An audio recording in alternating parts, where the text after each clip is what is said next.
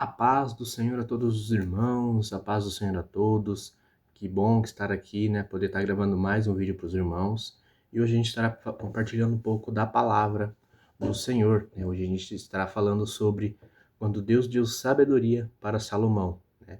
E eu creio que Deus vai falar no meu coração, creio que Ele vai falar no seu coração também, através dessa mensagem. Onde você estiver nesse momento, né? Que Deus venha abençoar a sua vida poderosamente. Amém? Vou estar fazendo uma oração para a gente estar iniciando essa mensagem, né? E depois eu já estarei lendo o texto aqui que está aqui em 2 Crônicas, capítulo 1. Amém? Vamos orar. Pai de amor, Pai de bondade, Jesus.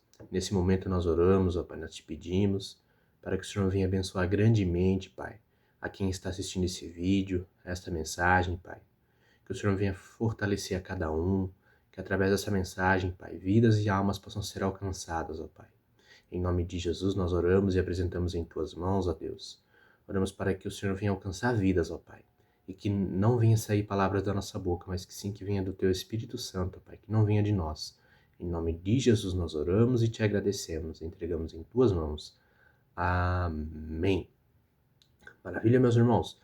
Vamos estar aqui lendo então o texto, né, onde Deus colocou, né, essa reflexão, essa mensagem no meu coração. Amém? Então, 2 Crônicas, capítulo 1, vai nos dizer assim: Salomão pede sabedoria a Deus. O rei Salomão, filho de Davi, conseguiu firmar o seu poder como rei de Israel, e o Senhor seu Deus o abençoou e fez o seu poder aumentar muito. Salomão ordenou a todos os comandantes de 1000 soldados, ao de 100 soldados, às autoridades do governo, aos chefes de família, enfim, a todos os israelitas, que fossem com ele até o lugar de adoração que ficava em Gibeão. Nessa cidade estava a tenda da presença de Deus, que Moisés, servo do Senhor, havia feito no deserto. A arca da aliança estava em Jerusalém, numa barraca que Davi tinha armado, quando havia levado a arca de Kiriat Jearim para Jerusalém. O altar de bronze, que havia sido feito por Bezalel, filho de Uri e neto de Hur, estava em frente da tenda sagrada. O rei Salomão e todo o povo de Israel foram lá para adorar a Deus. Ali no altar de bronze, Salomão ofereceu a Deus em sacrifício 1000 animais que foram completamente queimados.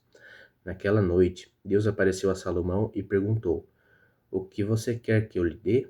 Ele respondeu: Tu sempre mostraste um grande amor por mim, por Davi, o meu pai, e deixaste que eu ficasse como rei no lugar dele. E agora, ó Senhor Deus, cumpre a promessa que fizeste ao meu pai, já que me fizeste rei de um povo tão numeroso como o pó da terra. Dai-me sabedoria e conhecimento para que eu possa governá-lo. Se não for assim, como poderei governar este teu grande povo?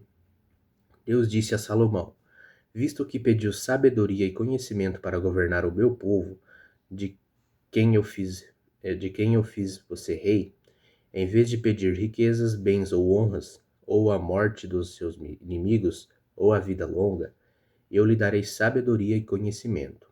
Eu lhe darei também mais riquezas, bens e honras do que qualquer outro rei teve antes de você ou terá depois. Então Salomão saiu do lugar de adoração que ficava em Gibeão, onde estava a tenda sagrada, e voltou para Jerusalém, onde governou o povo de Israel. Meus irmãos, aqui a gente vê uma passagem bastante conhecida, né? Onde Salomão pede sabedoria para Deus, né? Antes da gente começar a falar sobre Salomão, vamos entender um pouco quem foi Davi, né? Porque através de Davi, né, que no caso que é o pai de Salomão, né, que deu a abertura para reinar, pro Salomão reinar, no caso, né, pro rei Salomão reinar. E Davi, né, todo mundo conhece, né? Ele foi um jovem, né, pastor de ovelhas, e chegou um tempo em que Deus pediu para que Samuel, né, o profeta Samuel, fosse até a casa, né, onde estava Davi e sua família, né, e os filhos, no caso de Jessé, né, e ali, né, Deus manda ungir um novo rei. Mas ali o profeta Samuel unge, né, pergunta para Deus ali qual daqueles era o que Deus queria que ungisse, né? E no caso Deus escolheu Davi, né? Deus escolheu aquele que estava pastoreando as ovelhas, né? E ali a família inteira de Davi, né, não gostou muito, né, no caso. Achavam que, por ser achava que ele ia ser o filho mais velho, o filho mais rico, né, que tinha mais força. Mas na verdade, aqui a gente aprende a primeira lição, que Deus ele não escolhe, né, pela aparência, mas sim ele escolhe pelo coração. E Davi tinha um coração bondoso, né, um coração humilde na presença de Deus. E foi aí que é, Davi foi ungido rei de Israel, né? Com isso, temos também ali a vitória, né, do povo de Israel, né? Que onde Davi, né, com a força de Deus, derruba, né, o gigante com apenas uma pedrinha e corta a sua cabeça, né? Ali a gente vê que Davi era pequenininho, né? E o gigante era muito grande, né? E muitos ali achavam que Davi não iria conseguir derrotá-lo. Mas por Deus, né? Deus é a força, né? E nada é impossível para Deus, né? Eu creio que Deus estava ali junto com Davi naquele momento para que aquele gigante caísse por terra, né? E também, né? Depois que o gigante ele é derrubado, né? Davi, no caso, ele se torna rei, né? Ele começa a ser perseguido pelo rei Saul, porque o rei Saul ele não quer que Davi tome o seu reinado, né? Saul já sabia, no caso, que Davi seria o próximo rei, né? E ele não queria que isso acontecesse, né?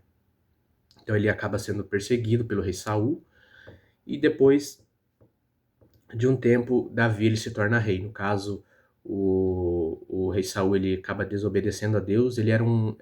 Quando ele foi ungido por Samuel, né, pelo profeta Samuel, né, ele foi escolhido por Deus, né? Ou seja, ali ele tinha um propósito no coração de Saul. Mas depois Saul começou a desobedecer, né? E veio as consequências disso, né? E Davi ele se tornou rei de Israel, né? O novo rei de Israel no lugar de Saul.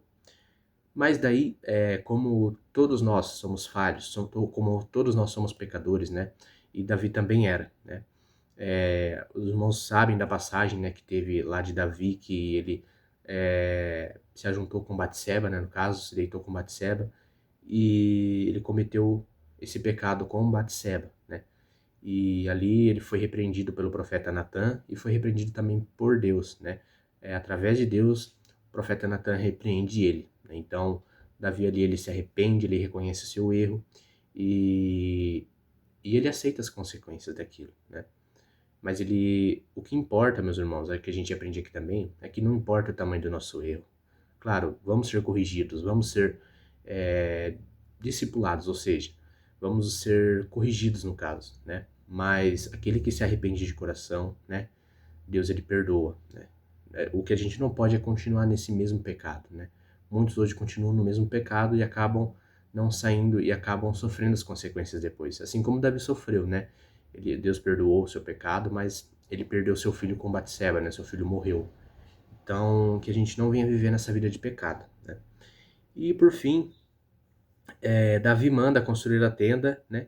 E apresenta o próximo rei. O que seria essa tenda? Essa tenda seria aonde ficaria a Arca da Aliança. A Arca da Aliança, para quem não sabe, né, os irmãos já conhecem, naquela época simbolizava a presença de Deus, né? Então, a Arca da Aliança naquela época simbolizava a presença de Deus. E aqui ele manda construir uma tenda para poder guardar a arca, né? Deixar a arca lá. E também ele já apresenta um novo rei que seria o seu filho, Salomão. E é daí que a gente entra na história de Salomão, né? Porque daí a gente vai ver aqui o contexto, né, dessa mensagem. Salomão fez um acordo com Faraó e se casou com sua filha. Então, Salomão, antes de ele reinar, no caso, né, ele já virou rei, no caso, né, e ele acaba fazendo um acordo com o faraó, né, e se casando com a filha do faraó. E como o templo de adoração e o palácio de Salomão ainda não estavam prontos, muitos iam oferecer sacrifícios para Deus, em montes, como forma de adoração a Deus. Com isso, Salomão fica com sua esposa na cidade de seu pai Davi até que fiquem prontos. Vemos também que Salomão amava muito a Deus e oferecia muitos sacrifícios a ele. Salomão também seguia os conselhos de seu pai Davi. A gente vê aqui que Salomão, né, antes do castelo, do templo ser construído, né, eles costumavam ir a montes, né, a outros lugares para poder orar, para poder buscar e adorar, adorar a Deus, né? Então a gente vê aqui, já aprendi uma lição também, que antes não se tinha nenhuma igreja, nenhum templo para adorar, né? Onde estivesse, né? As pessoas elas iam adorar, elas iam buscar, né? Claro, isso não tira a importância da gente estar na igreja, que a gente tem que estar na igreja, né? Isso é importante, mas isso nos ensina que não importa o lugar que a gente esteja, né? A gente tem que adorar a Deus, a gente tem que buscar a presença de Deus, né? Não é só na igreja que a gente busca a presença de Deus. É claro, ali a gente está ali para manter comunhão com os nossos irmãos e adorar a Deus, né? A gente tem que estar ali. Mas isso não significa só na igreja que a gente pode adorar a Deus. A gente tem que adorar em todos os lugares, né? Onde a gente estiver, a gente tem que ser luz, né? Assim como a palavra nos diz para sermos luz, né? Então, a gente vê que Salomão também amava muito a Deus, né? Salomão, ele servia, oferecia sacrifícios a Deus, ele amava muito a presença de Deus, né? E isso é muito bom, né? E é importante também a gente ter esse desejo, né? Esse amor pelo Senhor, né? Às vezes a gente busca experiências, né? E que nós possamos continuar buscando essas experiências, né? Todos os dias, porque creio que Deus, ele é fiel, né? E ele é santo, e ele recompensa aqueles que o buscam de coração, aqueles que o buscam na verdade, né? E o que a gente vê aqui também, né? Tem 3 pontos aqui que eu separei em tópicos aqui para resumir esses versículos, né? Que no caso, do versículo 4 ao versículo 12, né? Que a gente viu aqui o contexto, que é do versículo 1 ao 3. Do versículo 4 ao versículo 12, nós vemos aqui o pedido de Salomão, né? Ou seja, Salomão ele foi até Gibeão oferecer sacrifícios a Deus. E naquela mesma noite, Salomão teve um sonho, ou seja, ali ele estava dormindo, Salomão estava dormindo, né, em Gibeão, e foi onde ele teve o sonho e onde ele falou com Deus, né? E aqui a gente vê, né, que o pedido de Salomão, no caso, foi pedido sabedoria, né? Sabedoria e discernimento, né? Salomão ele pediu sabedoria, né? Quantas coisas que ele poderia pedir para Deus? Riquezas, honras, palácios, né? Quantas coisas que ele queria pedir para Deus, mas ele pediu sabedoria, né? Porque Salomão sabia que sem Deus ele não conseguiria, né? Reinar o povo de Israel, né? E então ele pede sabedoria para que ele possa fazer aquilo que é certo, né? Aquilo que vem do Senhor Jesus Cristo, aquilo que vem do alto, né? Então, aqui a gente vê, né, a primeira lição que eu aprendo aqui, né, a humildade de Salomão, né? Que é muito importante a gente ter a gente ter humildade no nosso coração, reconhecer que sem Deus não somos nada, né? Sem a presença de Deus a gente não é nada. Então, a gente precisa reconhecer todos os dias que precisamos de Deus, né? Então, a gente vê aqui no versículo 4 ao 12, a gente vê aqui o pedido de Salomão. Aí aqui, aí aqui no caso, no versículo 15, nós vemos uma coisa muito importante também, que muitos hoje se esquecem disso, né? Que é a gratidão. Salomão ele foi grato, né? Ele agradeceu a Deus ali. Depois que ele recebeu sabedoria, Salomão ele agradece a Deus, né? Ele vai até a Arca da Aliança e apresenta ofertas e sacrifícios para Deus em forma de gratidão. Também concede uma festa para todas as autoridades. Salomão ali, muitas vezes a gente pede bênçãos, né? E quando a gente recebe essas bênçãos, a gente nem agradece, né, a Deus. E Salomão, ele foi grato a Deus, né? Então, que possamos ser cada dia mais gratos a Deus, né? E é muito interessante ver essa história de Salomão, porque a gente vê que é uma história de humildade, né? Salomão ali estava dormindo e ele começou a sonhar, né? E ali Deus apareceu no seu sonho e foi onde ele pediu sabedoria a Deus e foi o que Deus lhe concedeu, né? E para encerrar, né, eu gostaria de dar algumas aplicações aqui sobre esta mensagem, né? Eu até peço perdão para os irmãos porque eu confesso que eu estou aprendendo ainda, né, a poder trazer mensagens assim, que eu anotei aqui, né?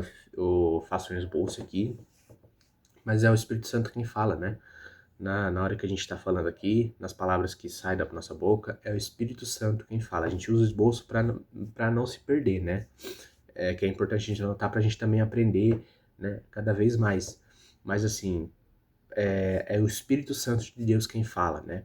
E a gente tenta formular palavras, né? Mas na verdade é o Espírito Santo de Deus que coloca palavras em nossa boca para a gente poder falar do amor dele, né? E eu gostaria de estar deixando aqui três aplicações. A primeira aplicação: Deus constrói o coração primeiro e depois o templo. Bom, o que seria essa aplicação? Primeiro, Deus ele constrói o coração, ou seja, como a gente viu, né? Salomão ali, ele não... naquela época, eles não tinham o templo ainda para adorar o Senhor, né? Então, eles sempre iam em montes, em outros lugares para adorar a Deus. E o que a gente aprende com isso? Que Deus ele prepara o coração primeiro, né? Ou seja, Deus ele quer preparar o nosso coração para primeiro, depois do templo. Ou seja, ali Deus estava preparando Salomão e as outras pessoas que iriam adorar para que eles pudessem entrar depois no templo, né? Que no caso é onde eles iam adorar ao Senhor. Então essa é a primeira lição que a gente aprende, né? Inclusive, tem até um texto, né?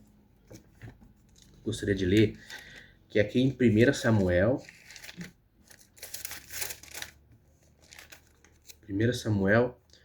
capítulo 16, versículo 7.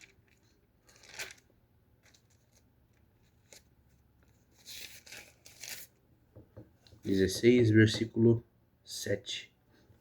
Aqui, ó. Mas o Senhor disse: Não se impressione com a aparência nem com a altura deste homem. Eu o rejeitei porque não julgo como as pessoas julgam. Elas olham para a aparência, mas eu vejo o coração. Então, Deus, primeiro ele vê o coração, porque quantas pessoas hoje estão dentro do templo, da igreja, e estão com o coração fora, né, da igreja? Por isso que essa é a lição que a gente aprende. Deus prepara o coração primeiro. Aqueles que buscam, né, em secreto, né? Não só na igreja, não só no templo, mas aqueles que buscam em secreto, para depois a gente se encher cada vez mais na presença de Deus no templo. Por isso que Deus prepara primeiro o coração, para depois, para preparar o templo depois. Hein? E a segunda aplicação é que sem Deus nas nossas vidas, não somos nada, né?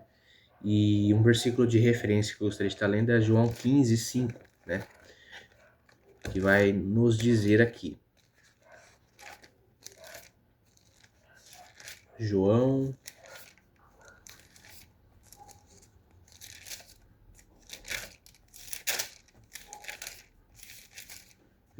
15, 5. João 15, 5. Eu sou a videira, e vocês são os ramos. Quem está unido comigo e eu com ele, esse dá muito fruto, porque sem mim vocês não podem fazer nada. Sem Deus a gente não pode fazer nada. Salomão reconheceu, né, que sem Deus ele não conseguiria governar aquele povo. Por isso que ele pediu sabedoria a Deus. Em vez de pedir riquezas, honras, ele pediu sabedoria. Então é por isso que sem Deus nós não somos nada. Salomão sabia que sem a ajuda de Deus, sem a sabedoria que Deus ia dar para ele sabia que não iria conseguir sozinho. Por isso que ele pediu ajuda de Deus, pediu a sabedoria, né, e o discernimento, para que ele pudesse governar aquele povo com sabedoria e da maneira mais justa, da maneira justa que vem dos céus. E a terceira aplicação que a gente aprende é: quando pedimos com amor, verdade e humildade, Deus dá muito mais além do que pedimos. Aqui em Efésios 3:20, vai nos dizer assim: